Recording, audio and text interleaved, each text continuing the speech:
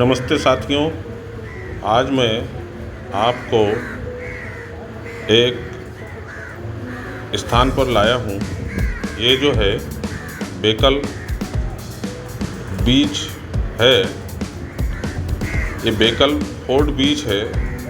ये बेकल फोर्ट इसलिए बोलते हैं कि यहाँ पे प्राचीन काल से ही एक ग्राम बसा हुआ है जिसका नाम बेकल है। और ये बेकल ग्राम के पास में ही एक किला बना हुआ है जिसको बेकल फोर्ट बोलते हैं। तो ठीक इसी स्थान पर बीच भी बना हुआ है और किला भी बना हुआ है। ये किला जो है यहाँ पर समुद्र की निगरानी के लिए व्यापारिक केंद्र के रूप में बनाया होगा और साथ ही हमारे देश में बाहरी घुसपैठ को रोकने के लिए ऐसे किलों का निर्माण हुआ है।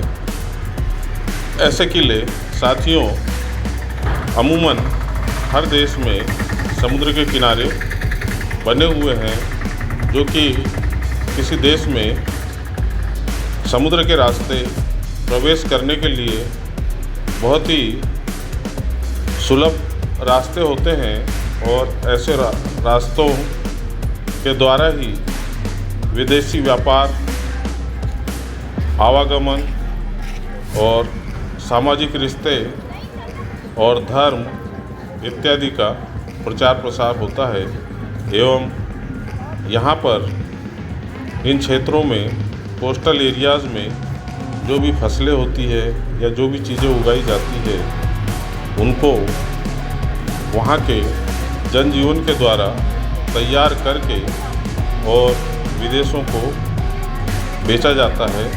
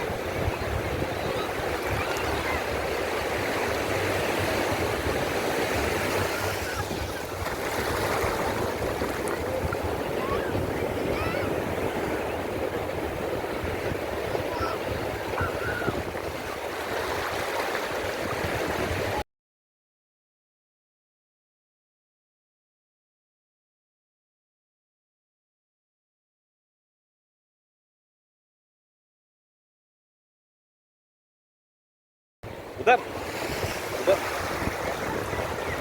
आ गया हूँ।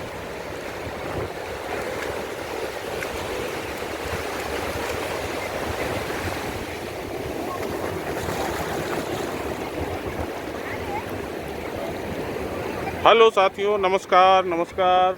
मेरे YouTube देखने वाले सभी मेरे मित्रों को नमस्कार।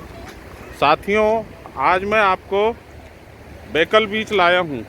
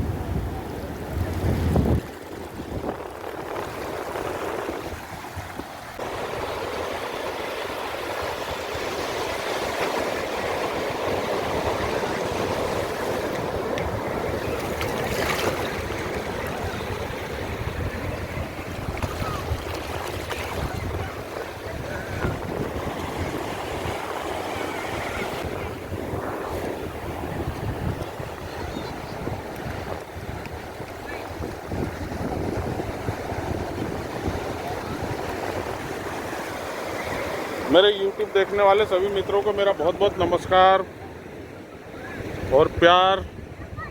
साथियों, मैं आज आपको कासरगोड के बेकल बीच पर केरला में लेकर आया हूँ। साथियों, ये है समुंदर, ये देखिए, ये अरब सागर है और ये अरब सागर का ये दूर दूर तक आप देख रहे हैं यहाँ पर सैलानी आए हुए हैं और सैलानी जो है काफ़ी एंजॉय कर रहे हैं यहाँ पर। और इस समय ये जो है समुद्र जो है, अरब सागर जो है हिलोरे ले रहा है। तो साथियों, जब हम छोटे बच्चे थे, चौथी क्लास में पढ़ते थे, तो उस समय हमने एक पाठ पढ़ा था समुंदर का खारा पानी। तो समुंदर का खारा पानी जो है उसमें क्या रहता है कि दो भाई रहते हैं। एक भाई को एक चक्की मिल जाती है और जब वो चक्की मिल जाती है तो उसमें वो ऐसी जादुई चक्की थी कि उसमें जो मांगो वही उसमें से निकलता था। अब आटा मांगो आटा निकलता था, या जो भी मसाले, या ऐसी कहानी थी, वो बचपन में हमने पढ़ी थी। अब उस कहानी में सबसे बड़ी बात ये थी, उस कहानी में सबसे बड़ी बात ये थी कि जो भाई जिसके पास वो चक्की थी, वो चक्की जो थी उस चक्की को चला करके और अपना जो है गुजर बसर करता था, अपने घर गृहस्थी को चलाया करता था और बड़े आराम की ज़िंदगी जी रहे थे वो लोग। तभी क्या हुआ कि बड़े भाई की संपन्नता देख के वो छोटे भाई की पत्नी जो थी उसको काफ़ी जलन हुई और वो अपने पति से बोली कि इनके पास ऐसी कौन सी जादू की चक्की है जो इनको घर पे ही बैठे बैठे अन्न पानी सब मिल जाता है और बढ़िया इन लोगों का जीवन चल रहा है। तो छोटे भाई ने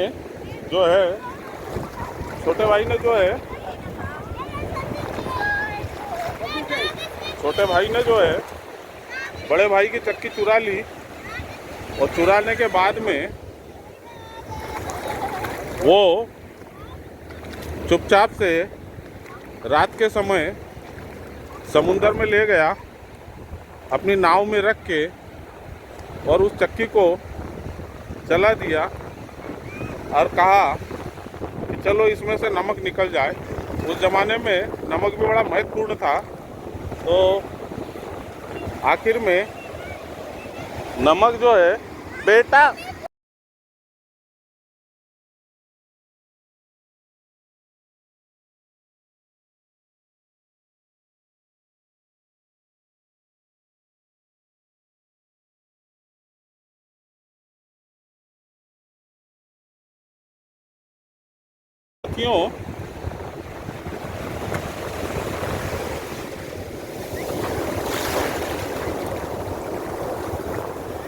साथियों, वो जो भाई था उसने समुद्र के अंदर वो चक्की चला दी और बोला कि इसमें से नमक निकले, और ऐसा करके नाव का वजन बढ़ गया।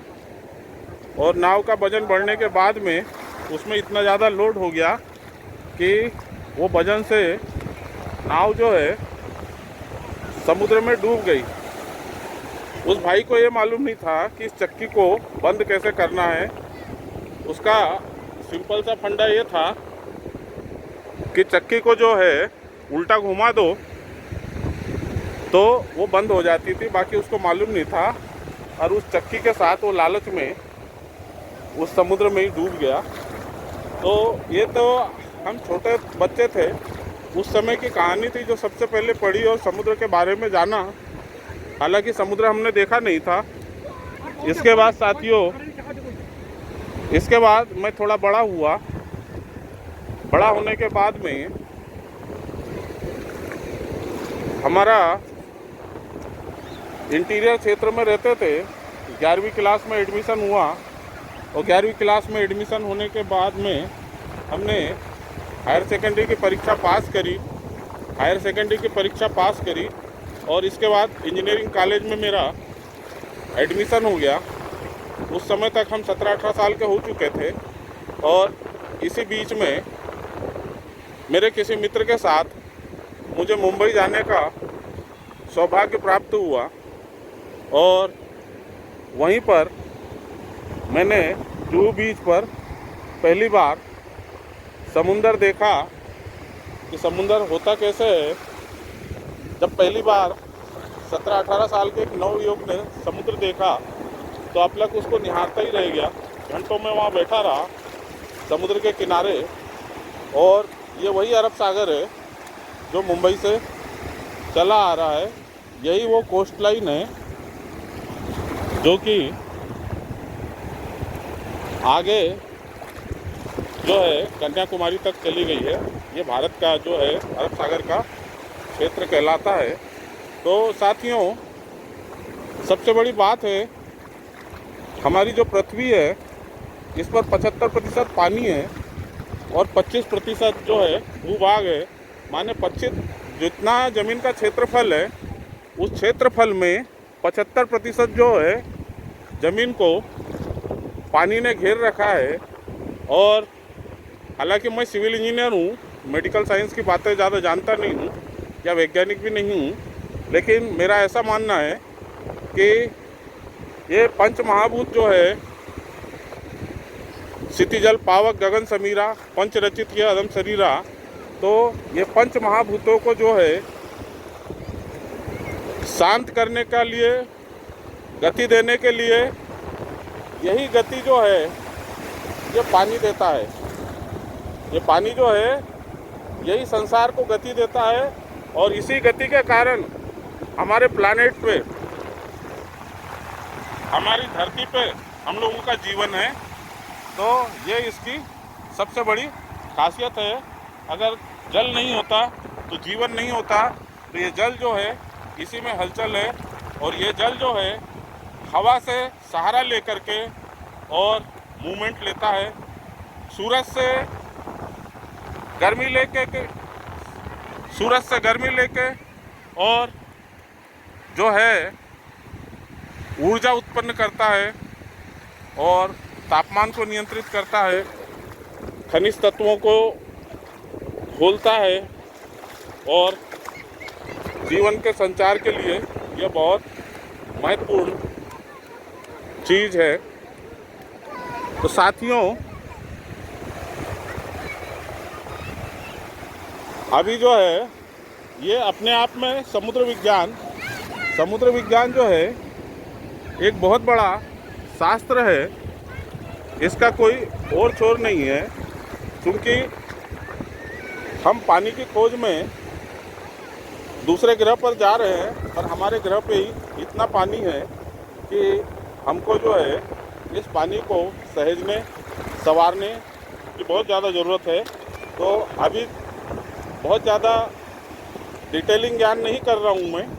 यहाँ मोटी मोटी चीज़ें जो देख रहे हैं हम, ये समुद्र की लहरें आ रही, वाइट लहरें आ रही है। ये इसका जो सफ़ेदपन है ये अधिक मात्रा में नमक घुला होने के कारण है। हमारे अरब सागर में जो है जो सोडियम क्लोराइड की मात्रा बहुत ज़्यादा है और ये जब लहरें आ रही हैं ये देखिए कैसे रेत को आगे लाती है फिर खींच के ले जाती है। तो ये जो है रेत के कण जो है ये लहरें आई, ये यहाँ तक गई और इसके बाद में ये रेत के जो बारीक पार्टिकल है ये वापस सेटल हो जाते, मतलब जो मोटे वाले पार्टिकल है वो बाहर रह जाते और इस तरह से ये जो है बीच का निर्माण होता है। समुद्र के किनारे जो है इसी का डिपॉजिट जो है पानी के साथ में जो आता है, ये बारीक रेत जो है ये मिल के और समुद्र का बीज बनाती है। अब इस बीज में जो है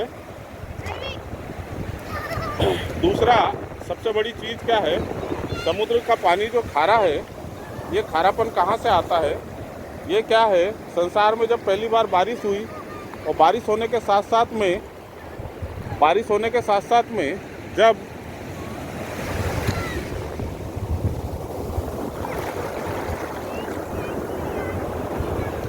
आप स्पष्ट जो है अरब सागर की आवाज़, लहरों की आवाज़ सुन रहे होंगे।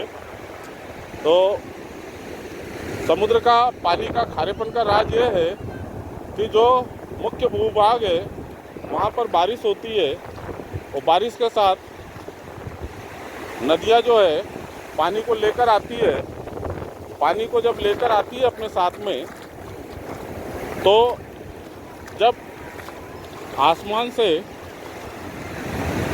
जो है 100% स्वच्छ जल जो है टकराता है ज़मीन से, तो अपने साथ में बहुत सारे कणों को जो है घोल लेता है। बहुत सारे लवण और खनिज उसमें घुले रहते हैं, और वो खनिज आके वापस समुद्र में जमा होने लगते हैं।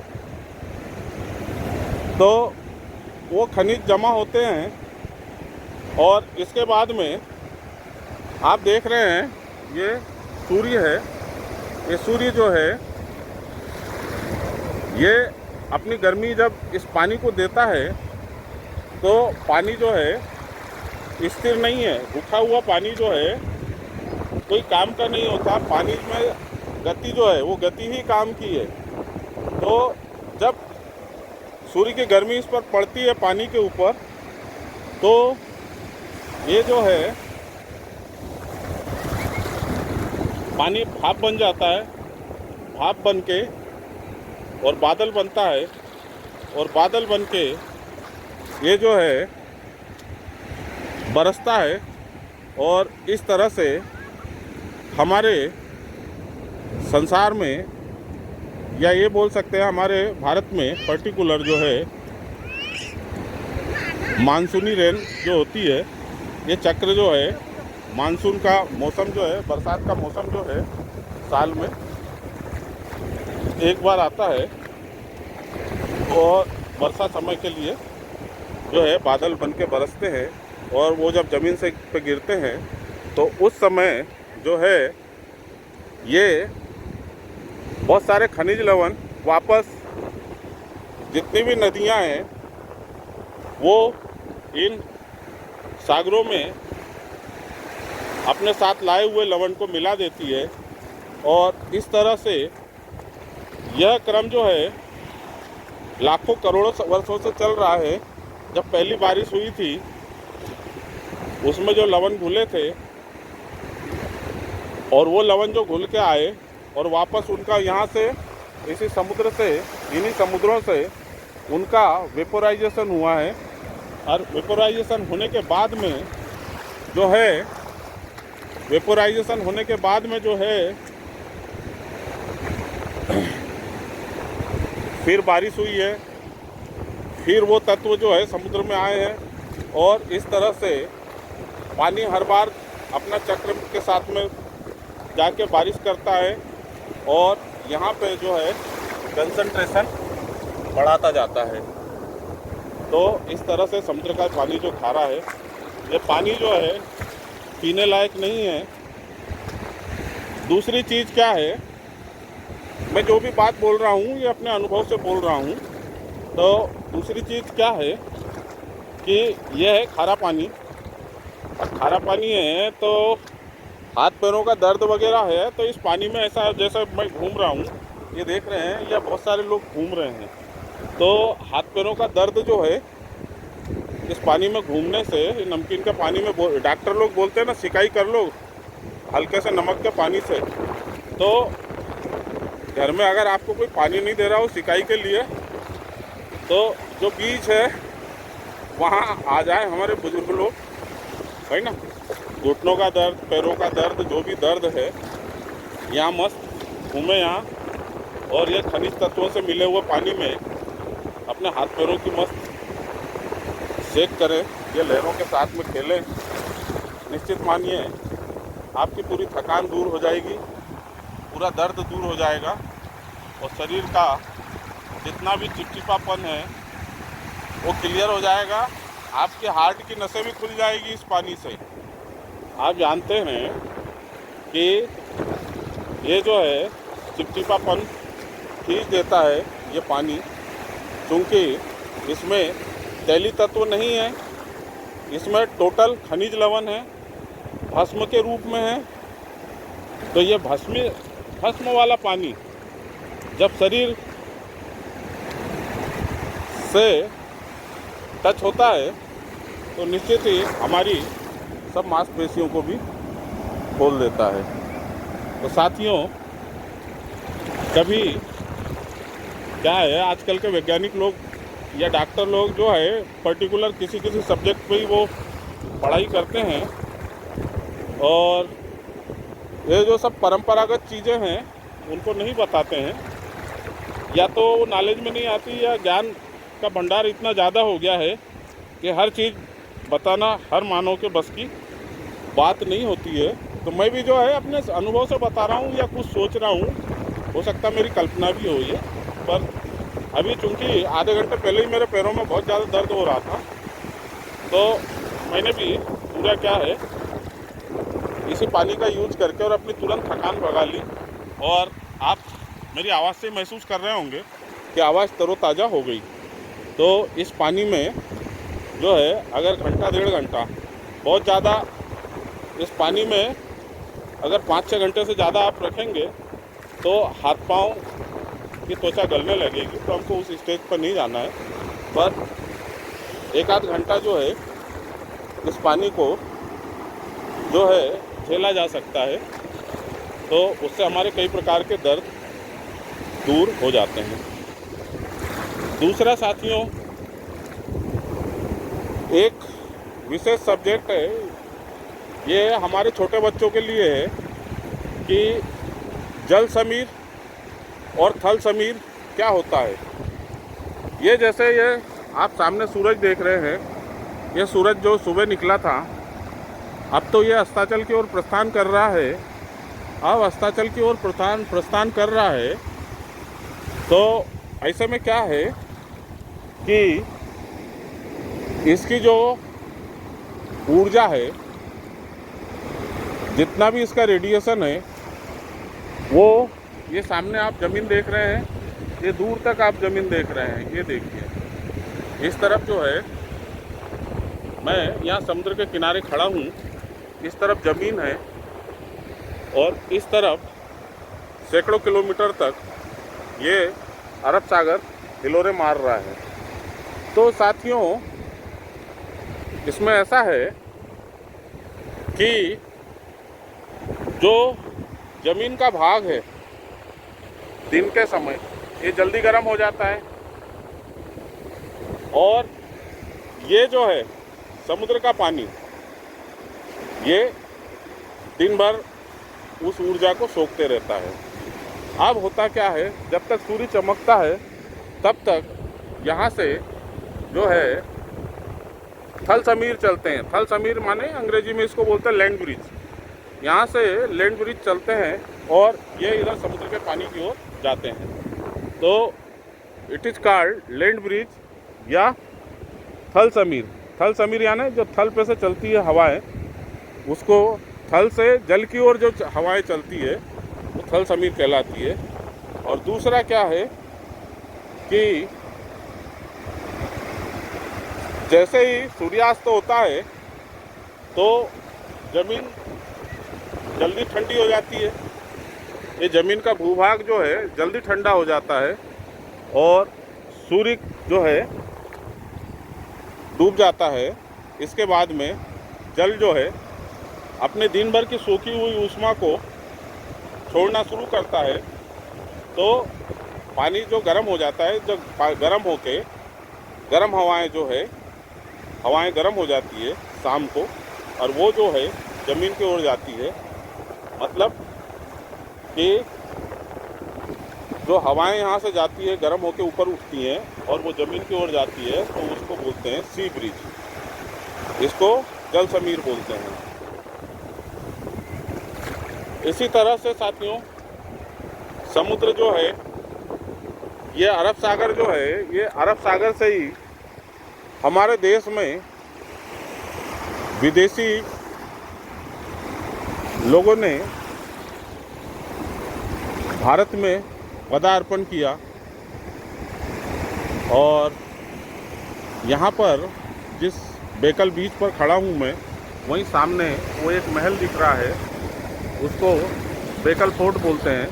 वो बेकल फोर्ट मैं आपको बाद में दिखाऊंगा। जो है सबसे बड़ी चीज़ जो है कि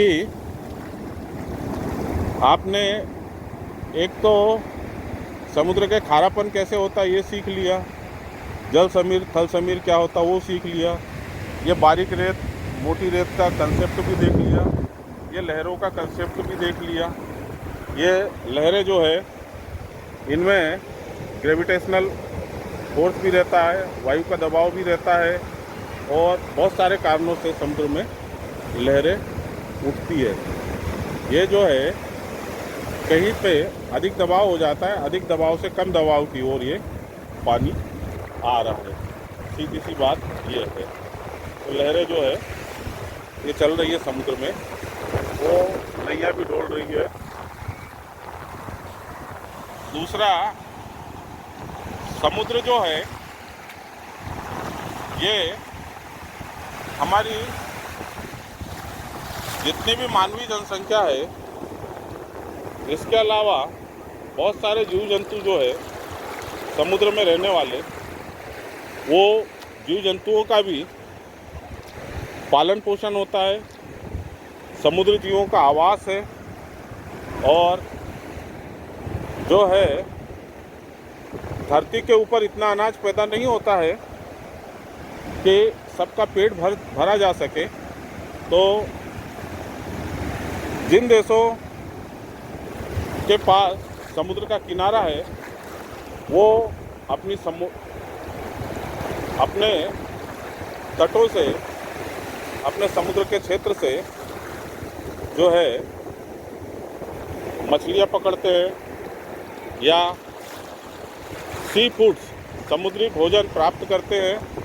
और जो अक्सर मेरे हिसाब से मैं जो देखा हूँ, चावल और मछली जो है इन क्षेत्रों में खाया जाता है, क्योंकि पानी प्रचुर मात्रा में रहता है और मछली का उत्पादन भी हो जाता है और धान का उत्पादन भी हो जाता है। तो मछली और चावल या सी फूड विथ राइस जो है अधिकतर देशों में इसका उपयोग किया जाता है। साथियों, इसके अलावा समुद्र में जो है ये कई सदियों से तो कई प्रकार के खनिज भी मिलते हैं, इनमें कई प्रकार के मिनरल्स भी मिलते हैं। इसके अलावा पेट्रोलियम भी है, कई समुद्रों में मिलता है, कोयला मिलता है, नेचुरल गैस मिलती है। और समुद्रों की गहराई जो है अभी तक जो ज्ञात गहराई है और मेरे जो नॉलेज में है वो लगभग 13 से 14 किलोमीटर तक गहरे समुद्र है मेरे नॉलेज में। अब वो जो भी है, पर क्या है वो 14 किलोमीटर नीचे तक भी सूर्य की रोशनी नहीं जा पाती है और वहाँ पे भी जीवन है। और कुछ जीव जो है पानी के अंदर भी रोशनी उत्पन्न कर लेते हैं, तो वो जो उनकी रोशनी से अपना लाइट का काम लेते हैं। तो समुद्र में भी जो है एक अलग प्रकार का संसार है और ये समुद्र ही जो है हमारे जीवनदाता है। साथियों, सबसे पहले तो क्या है, हमारे जो बच्चे हैं जो समुद्रों से दूर रहते हैं उनको अवश्य ये वीडियो दिखाना चाहिए कि बेटा ये देखो समुद्र कैसे होता है, क्या होता है। ये मैं पूरा बहुत डिटेल में बना रहा हूँ, तो ये हमारे छोटे बच्चों को दिखाने के लिए बहुत बढ़िया चीज़ है। जो बच्चे आ नहीं सकते या टाइम नहीं रहता पेरेंट्स के पास, तो ये मैं पूरा आंखों देखा हाल यहाँ समुद्र का बता रहा हूँ। ये मेरे पाँव के पास भी देखो पानी है। ये इसमें क्या रहता है, आप अगर एक जगह खड़े रहेंगे तो ये लहर जब आती है तो अपने साथ तो रेत लाती है, पर कुछ जो फाइन पार्टिकल जो है अपने आप खिसक जाते हैं। तो कहते हैं पाँव के नीचे से ज़मीन खिसक जाना, आपको ये पानी जो है गिरा लेगा और आपको ऐसा लगेगा आप एक ही जगह पे खड़े रहेंगे और एक अच्छी तेज़ लहर आएगी, आपके पाँव के नीचे की रेत खिसक जाएगी और आपको गिरा लेगी और आपको ऐसा लगेगा किसी ने जादू कर दिया या कोई शक्ति वक्ति जो है इसमें समा गई। तो शक्ति वही रहती है, इसको बोलते हैं पाँव के नीचे से रेत निकल जाना। साथियों, ये जो रेत है ये इतनी बारीक है कि ये किसी कंस्ट्रक्शन के काम में नहीं आ सकती है।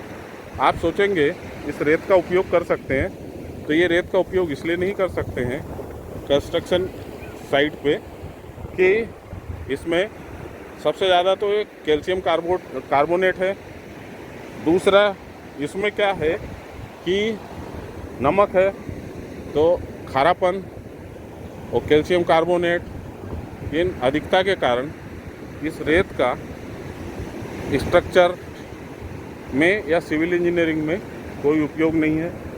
ये पानी भी जो है पीने के काम का नहीं है, लेकिन जब ये सूर्य इस पानी को भाप बना के उड़ा देता है तो ये पानी भी शुद्ध हो जाता है और जब इस रेत को किसी साफ स्रोत में धो लिया जाता है और छान लिया जाता है तो ये रेत भी उपयोगी हो जाती है। साथियों, मैं समझता हूँ कि मैंने आज जो है लगभग बहुत सारा डिटेल है आपको दिया है और अरब सागर जो है यहाँ की आपको मैंने शेयर कराई। आशा है ये वीडियो आपको पसंद आई होगी और कुछ इसमें कमी रह गई हो या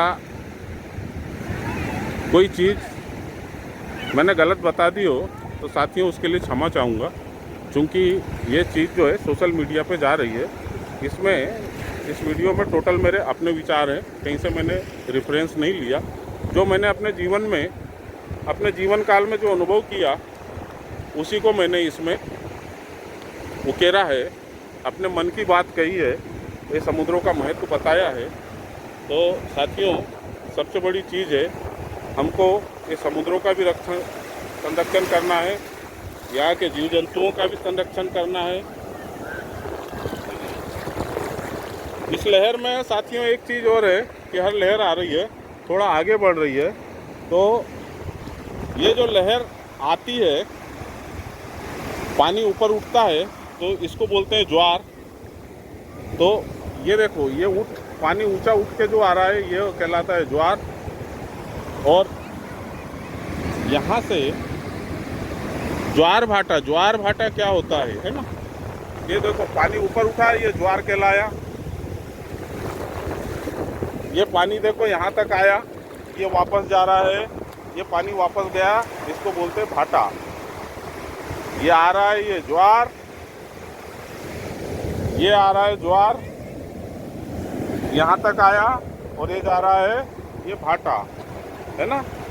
तो ज्वार भाटा जो है क्या होता है ये भी हमारे बच्चे समझ गए होंगे। अब ये इनके होने के कई कारण रहते हैं, क्यों होते हैं, है ना। क्योंकि मैं सिविल इंजीनियर हूँ, उतना डिटेल में नहीं बता पाऊँगा। बाकी जो मैंने अपने अनुभव से सीखा है वही चीज़ आप लोगों के साथ शेयर कर रहा हूँ। तो साथियों, अभी इसमें और कोई चीज़ मुझे याद नहीं पड़ती है। यहाँ पर ये जो तट है इनको प्रदूषण मुक्त करें, प्लास्टिक से मुक्त करें, इनका संरक्षण करें, इनकी देखभाल करें। इसमें रेत में भी जो है ये जैसे ये कुछ रेत ये काली है, कुछ रेत ये सफ़ेद है। तो ये रेत जो है ये कहाँ से आई है, तो ये काली वाली रेत जो है काले क्षेत्र में से जो काली चट्टानें रहती है उनको घिसने से, रगड़ने से, उनके इरोजन से बनती है। और सफ़ेद जो है सफ़ेद स्ट्राटा के होने से बनती है। और हमारे बच्चों को ऊँट की सवारी, घोड़े की सवारी ये सब करना हो तो इस बीच पे भी आ सकते हैं। मुख्य मकसद इस वीडियो का मेरे को ये बताना था कि जीवन में मैंने समुद्र के बारे में जो थोड़ा बहुत सीखा है, ये तो अपने आप में एक बहुत विशाल विषय है, इसका कोई अंत नहीं है। तो जो थोड़ी बहुत चीज़ें सीखी मैंने, उन्हीं के बारे में बताया, और समुद्र का हमारे जीवन में क्या उपयोग है। तो कृपया ये जो है ईश्वर की दी हुई अनुपम धरोहर है, इसका सम्मान करना सीखें, इसको पर्याप्त आदर दें, और जितना इस पानी का महत्व है उतना ही इस मिट्टी और इस रेत का भी महत्व है। ये साथियों, ये देखिए यहाँ पर ये भाई हमारे घोड़े की और ऊँट की सवारी करवाते हैं।